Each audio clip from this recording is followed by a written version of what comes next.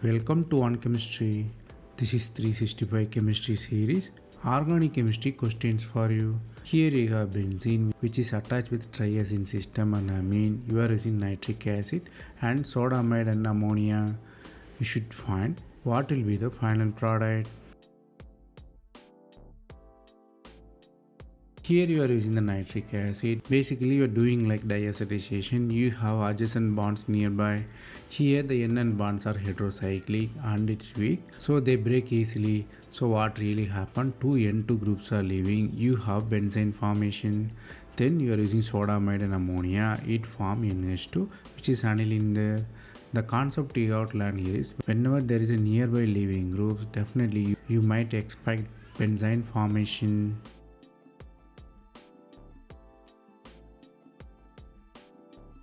That's all from this video. Thanks for watching.